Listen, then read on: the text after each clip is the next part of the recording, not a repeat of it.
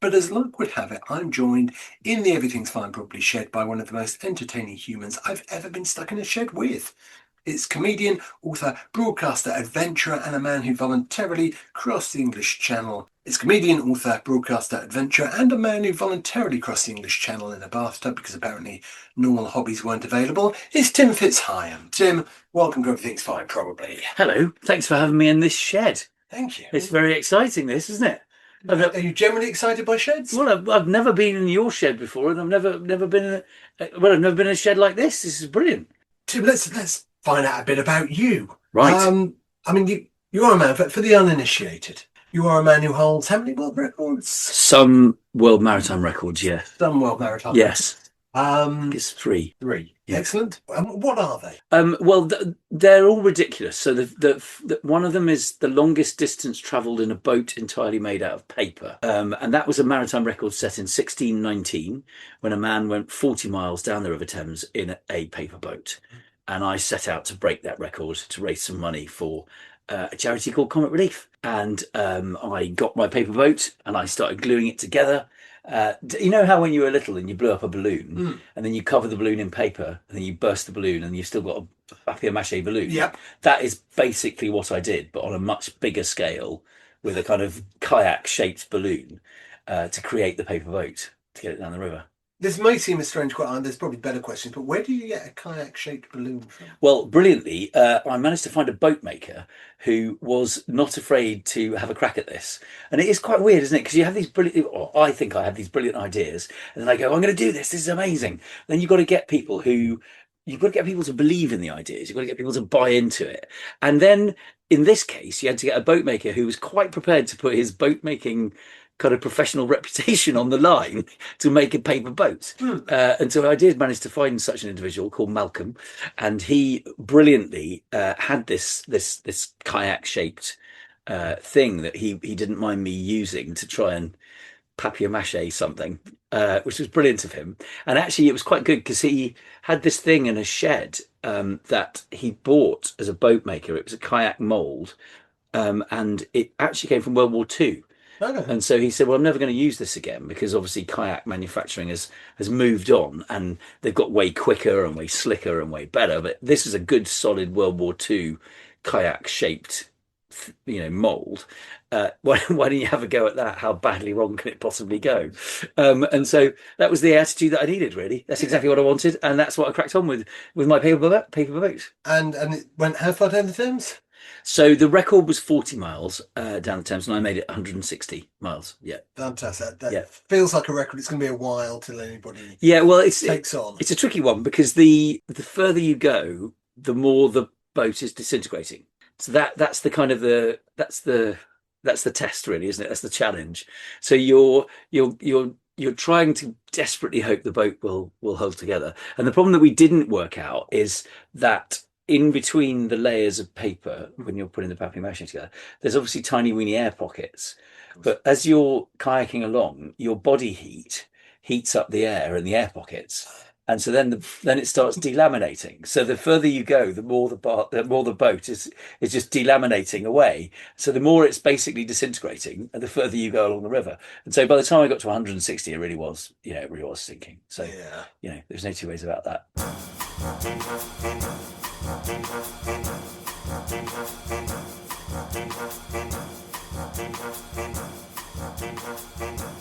Hello and welcome to Everything's Fine Probably, your weekly antidote to bad news, where we spend around an hour proving the world isn't quite as doomed as your news feed would have you believe.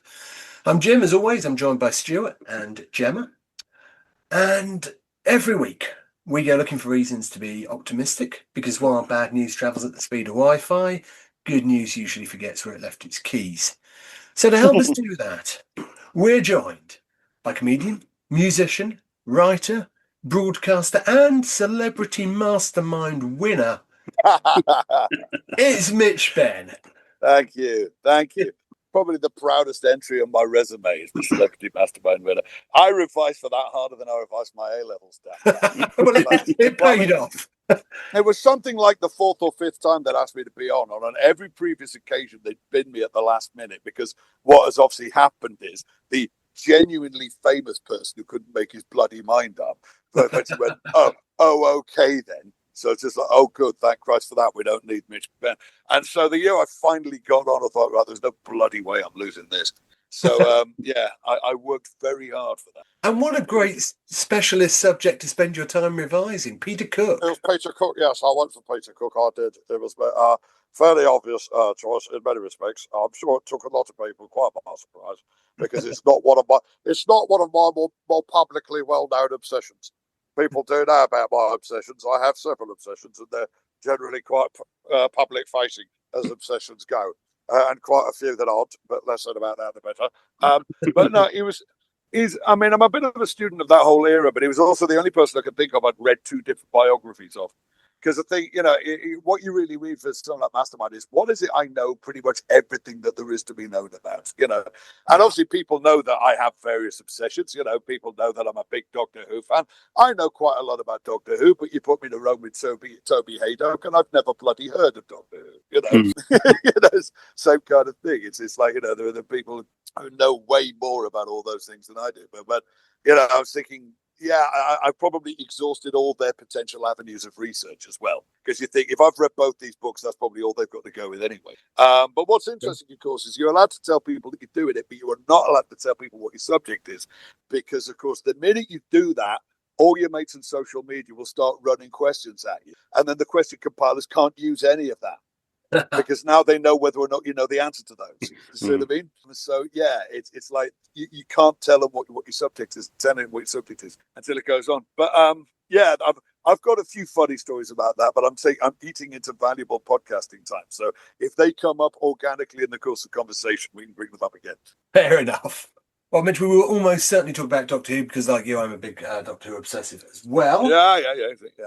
But some things we will be talking about. We're talking about growing up, not realising that you were autistic and discovering this later in life, writing songs that unexpectedly resonated with entirely new audiences, maybe life before, during and after the BBC, and some probably a bit of Doctor Who in there as well. But as you say, we'll just meander along. We'll take tonight's episode as less of a straight line and more of a scenic walk where someone keeps spotting interesting birds, where everything's fine, probably. Mitch, what's one thing that's made you think that actually everything's probably fine this week?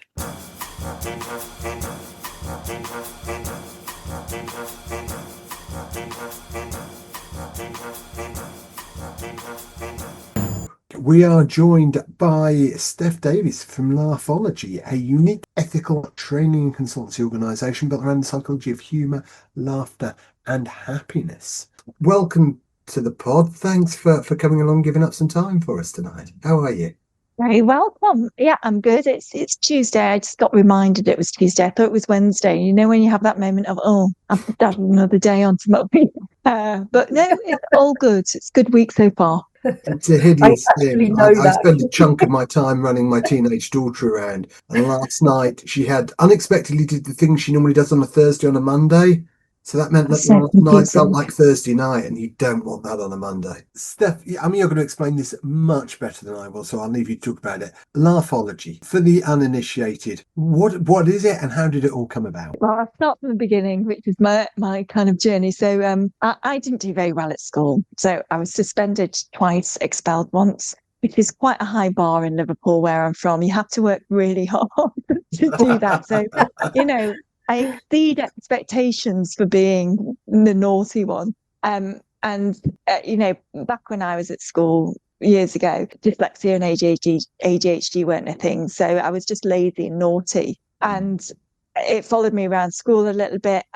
I'd be embarrassed if I'd have to read stuff out. So I realised quite early on, if I made people laugh, I could make the attention move away from me feeling stupid or behaving in a way that I thought was stupid, and I could win people over with the laughter. And great for me, not so great for the teachers. So that kind of snowballed into being naughty, having attention, getting detention, and eventually getting expelled. And I always say it just takes one teacher. So I had one brilliant teacher a little bit later on who was a little bit more curious, lent in and realised that there was something else going on, but we didn't really know what it was. Got me into performing arts. That's when I got into performing arts school at Liverpool, diagnosed with dyslexia there, but also I got into stand-up, which changed my world because I wanted to learn to read and write because I was going to these venues. I wanted to be topical. And when you have a purpose and use humour, it helps you learn. So when I was doing stand-up, I took stand-up into schools to help young people like me with their reading and writing skills, because I thought I never wanted anyone to go through what I went through. And I realised that when you use humour to help people learn and you mix it a little bit up, people don't even realise they're learning, and the brain lights up in a different way. So when I realised I'm not thick, I just learned really differently. I went back to university, did a master's in psychology with a real keen interest with humour, how it makes the brain work, and started doing what I call laughology, which is a mixture of laughter and psychology and how it helps us think, feel, and communicate better.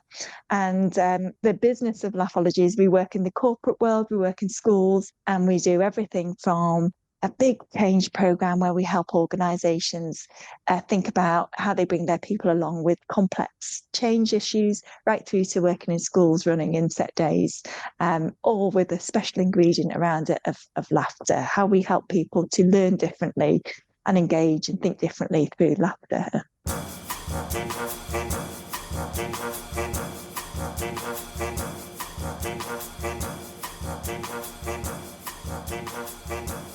Is this the same Robert Jenrick who in 2023 was the immigration minister who ordered that murals of cartoon characters in a reception centre for child asylum seekers be painted over for being too welcoming? Yeah, it's funny you should mention that, Stuart. It is exactly the same Robert Jenrick, yes. Do you know what Absolutely. Nigel Farage said at the time about that incident? I do actually, but go on, Stu. Tell us. He said it was mean. Did Nigel Farage thought that was mean? Is this the same Robert Jenrick who granted permission for a £1 billion property deal to Richard Desmond of the porn empire? Was this the same Jenrick who approved that, who took a £12,000 donation to the Tory party and then overturned his own permission, admitting it was unlawful due to apparent bias? I believe it might well be, yeah. Because when he's gone to Reform on the radio, he did say he wasn't doing it for himself. He was doing it for the people. He's doing it for the kids. Well, for the people. He's doing it for us. Oh, that's lovely. That's lovely. What a big-hearted fellow he turned out to be. Okay, but let's move on from people who only ever write their principles in pencil to people who actually live theirs.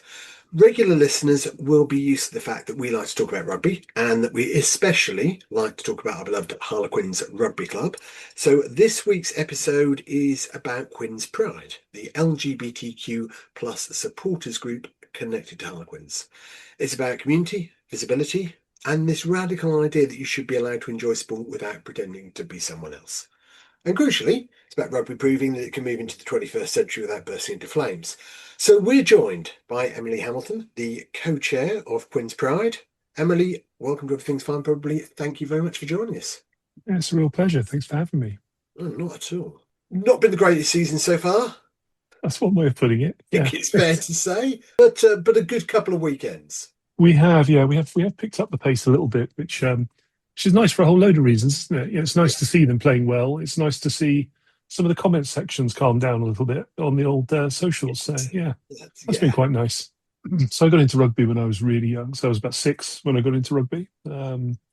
Dad took me along to mini rugby at London Irish. That was where I started my playing days down at Sunbury. In the days when you had to prove you had Irish parentage or heritage to go and play, so rock up there.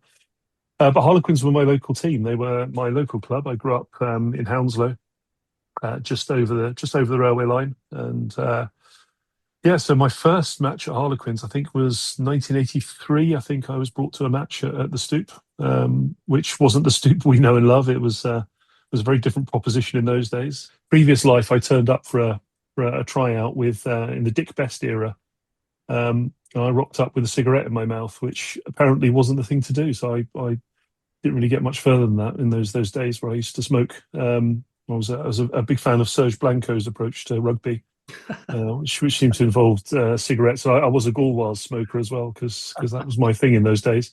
Yeah, we're a really decent bunch. And look, rugby mostly rightly has a good reputation for being a sort of family community sport and something where the fans are decent folks and you don't have some of the issues that have been quite well publicised in football. I'm not sure it's as black and white as people paint it, and I'm not sure it's always as smooth as we'd like it to be. And maybe we'll touch on that. But yeah, you're right, and I think particularly if you have a season ticket or if you always sit in the same sort of place, you get to know those people. You get to know the person who's always chirping at the referee and getting it wrong. You get to know the guy who's trying to impress his girlfriend in the row behind who doesn't know the laws of the game, and you just want to turn around and say, "Look, girl, red flag." Walk away. This guy's selling you a pup here. Yeah. You get to know the people who sit in front of you who just are there week in week out. No matter what. And it is a family. It is a community, and it's I don't know. It's a bit of home, right? My seat E193. That's my home, right? I've been shining that seat with my bottom. For the last 20 odd years, I feel very proprietorial. If I see that, if there are other games played there, like an international or something, and somebody's in that's my seat. You're in my seat. Yeah, for sure. I mean, you said you used to play rugby. What was your position? Where did you used to play? Well, here's the thing, and it's a really rubbish thing to be a girl. I'm 6'7" tall, right? So, which is really appalling. And there's only one position you're going to play when you're 6'7". And that's second row. So I was an ungainly lock in the second row. I was very good in the line out. I was absolutely appalling at everything else, really. Actually, when it came down to it, I had a wonky run. I didn't score many tries. I scored 3 tries in 20-something seasons. But yeah, I was pretty good at pushing in the scrum, and I was pretty good at line outs. Your hair looks amazing. I need to know the product, the lovely smelling serum that was mentioned earlier. It is Goldwell Just Smooth. It smells divine. I was walking. I got it to my salon, and as I was walking back from my salon, a very gruff delivery driver with a generously shown bum cleavage admired the smell of my hair as I walked past, which I thought was probably the nicest compliment I'd ever had in my, at that point, 45 years. That was Emily Hamilton from Quinn's Pride with a reminder that good news doesn't always have to be a headline. Sometimes it's just people deciding to make things better for each other. We started doing this podcast because the news has a habit of making everything feel enormous and hopeless. And then you hear something like that and you realise that goodness and hope and kindness can turn up wearing a scarf, meeting mates at a rugby ground, and making space for people who didn't used to feel welcome.